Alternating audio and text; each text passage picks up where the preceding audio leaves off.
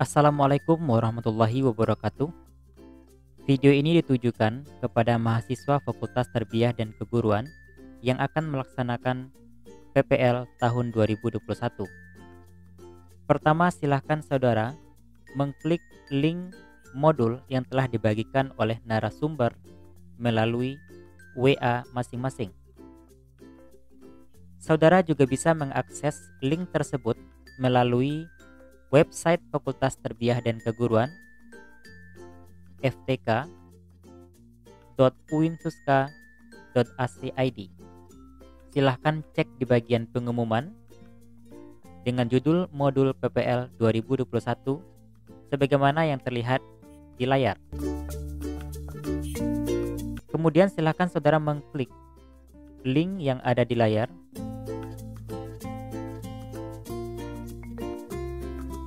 Halaman ini adalah halaman modul yang terdiri dari beberapa bagian.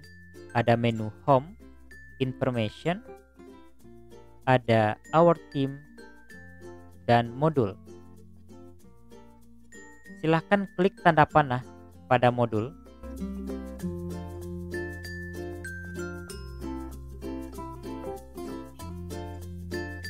Kemudian, saudara akan melihat terdapat beberapa jenis modul, yaitunya perangkat pembelajaran tematik, budaya sekolah, administrasi sekolah dan ekstrakurikuler, bimbingan dan konseling, dan perangkat administrasi pendidikan.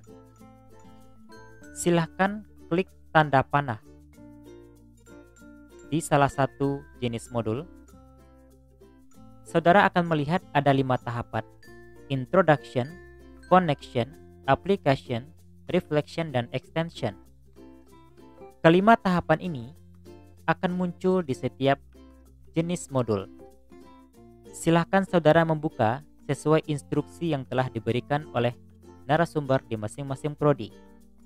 Pada video kali ini, saya mencontohkan untuk jenis modul perangkat pembelajaran. Silahkan klik menu Introduction. Pada menu Introduction ini, terdapat beberapa informasi yang bisa saudara baca terlebih dahulu untuk persiapan menjadi seorang guru. Di sini akan tersedia latar belakang, kemudian tujuan, yang dilengkapi dengan beberapa peraturan dan undang-undang yang bisa saudara akses melalui link G Drive. Silahkan klik link tersebut dan unduh.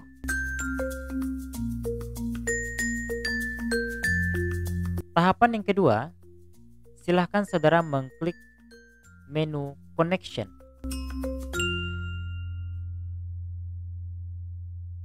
Pada menu Connection ini, saudara akan melihat beberapa link YouTube yang bisa saudara tonton terlebih dahulu dari akun YouTube Kementerian Pendidikan dan Kebudayaan Republik Indonesia. Pada link YouTube ini akan memberikan informasi terkait dengan RPP terpopuler, kemudian bagaimana cara membuat RPP. Saudara bisa mengklik link YouTube yang tersedia di laman modul. Nah, pada bagian 1 terdapat 3 pertanyaan. Dokumen apa saja yang menjadi dasar pengembangan RPP? Apa saja komponen inti yang harus ada di dalam RPP?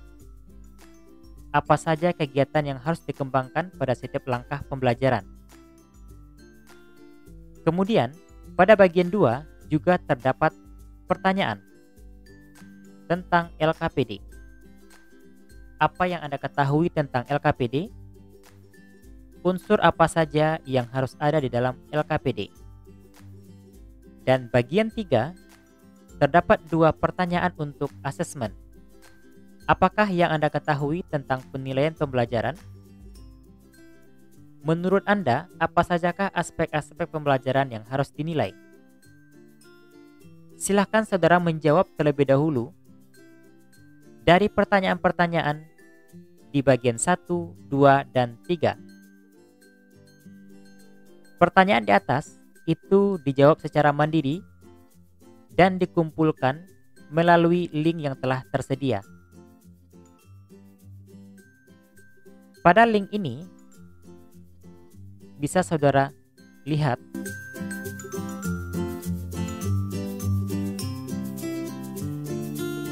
ini adalah link untuk mengumpulkan jawaban saudara.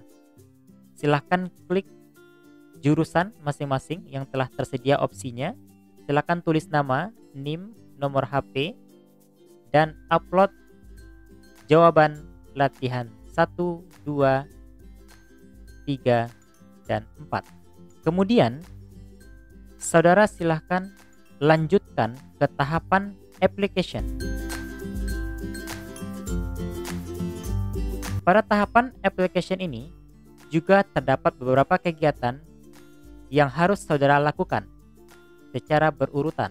Kegiatan pertama yaitunya melakukan analisis kebutuhan peserta didik dan analisis situasi pembelajaran.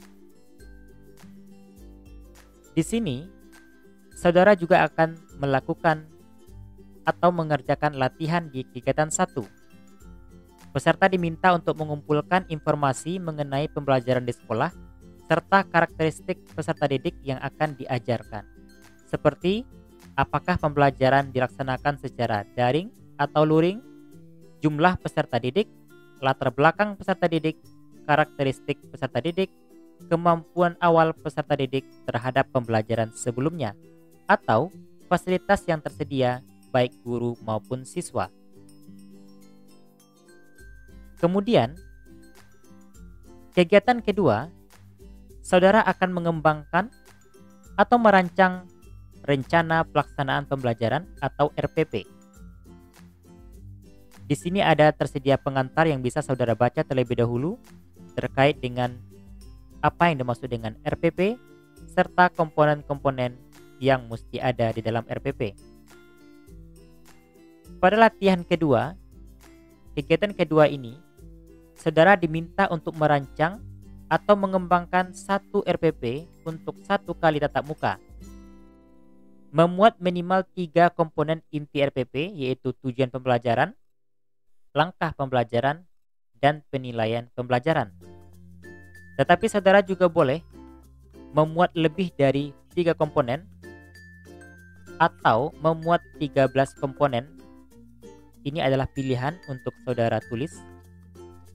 Yang kedua, saudara harus menyesuaikan RPP yang dibuat dengan model pembelajaran di sekolah. Jika pembelajaran di sekolah dilaksanakan secara daring, maka RPP yang dirancang juga untuk kebutuhan pembelajaran daring atau online. Begitu juga sebaliknya apabila pembelajaran dilaksanakan secara offline atau luring. Pada bagian bawah, saudara bisa mempelajari beberapa contoh RPP 1 lembar dari guru seluruh Indonesia dari akun Guru Berbagi Kemendikbud RI. Caranya silahkan saudara klik link Ayo Guru Berbagi, maka akan diarahkan ke link Ayo Guru Berbagi Kemendikbud.go.id. Di sini, saudara akan bisa menemukan RPP yang sesuai dengan mata pelajaran saudara. Klik semua moda untuk mengetahui jenis pembelajaran.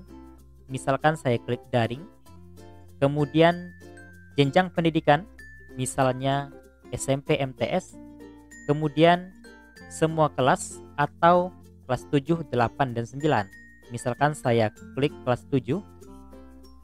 Di sini bisa memasukkan pencarian. Contohnya saya menulis IPA dan klik terapkan. Maka saudara akan menemukan beberapa RPP yang berkaitan dengan mata pelajaran IPA. Silahkan diunduh dan dibaca. Kemudian saudara juga bisa mengunduh Permendikbud nomor 22 tahun 2016 terkait RPP. Silahkan lanjut ke kegiatan 3. Kegiatan 3 itu mengembangkan atau merancang lembar kerja peserta didik atau LKPD. Di sini juga tersedia terkait dengan makna LKPD serta cara membuat LKPD. Pada latihan ketiga, saudara akan diminta untuk membuat satu LKPD untuk satu materi dalam satu pertemuan di jenjang sekolah pilihan saudara. Silakan disesuaikan dengan jurusan masing-masing. Pada bagian bawah ini, saudara akan melihat beberapa contoh LKPD dan tidak ada format wajib yang harus diikuti dalam penyusunan LKPD. Akan tetapi untuk membantu saudara bisa melihat dua contoh LKPD, misalkan LKPD Bahasa Inggris dengan materi application letter atau LKPD Kimia dengan materi hidrokarbon. Contohnya, saya akan mengklik LKPD Kimia materi hidrokarbon. Nah, akan diarahkan ke Google Doc dan saudara bisa membaca dan mengunduh dari LKS ini atau LKPD hidrokarbon berbasis inquiry terbimbing. Silakan disesuaikan dengan materi dan jenjang pendidikan saudara. Kemudian, saudara bisa melanjutkan ke kegiatan 4, yaitunya mengembangkan atau merancang penilaian atau asesmen. Di sini juga akan disediakan terkait pengantar dari asesmen atau penilaian. Latihan kegiatan 4, saudara akan diminta untuk membuat lembar penilaian atau asesmen untuk satu pembelajaran yang disesuaikan dengan RPP serta LKPD yang telah saudara susun sebelumnya. Maka yang harus diingat, saudara harus mengerjakan modul ini secara tertib dan sistematis. Kemudian pada bagian bawah ini juga akan memberikan contoh terkait dengan cara penulisan lembar penilaian. Tidak ada format wajib yang mesti diikuti, tetapi di sini ada contoh membuat lembar penilaian, bisa diklik. Ini adalah contoh penilaian materi hidrokarbon berupa kisi-kisi penulisan soal. Komponennya bisa saudara tulis dari identitas mata pelajaran, kemudian komponen tabelnya ada nomor, kompetensi dasar, ada materi, stimulus, indikator, dan bentuk soal. Silahkan sesuaikan dengan asesmen yang saudara buat. Kemudian pada bagian akhir itu ada form pengumpulan tugas. Saudara silahkan mengumpulkan tugas kegiatan 1, 2, 3, dan 4 melalui link di bawah ini. Saudara bisa mengklik link form pengumpulan tugas.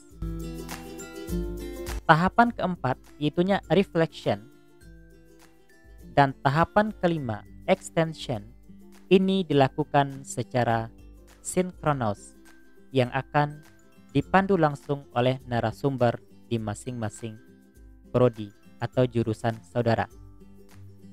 Pada tahapan ini, narasumber secara langsung akan menjelaskan dan mereview beberapa tugas yang telah saudara kumpulkan. Saudara juga bisa mengakses dan mengikuti petunjuk untuk jenis modul lainnya. Apabila ada pertanyaan dan keraguan, silahkan saudara bertanya langsung kepada narasumber di masing-masing jurusan melalui grup WA masing-masing. Terima kasih atas perhatiannya. Semoga sukses. Assalamualaikum warahmatullahi wabarakatuh.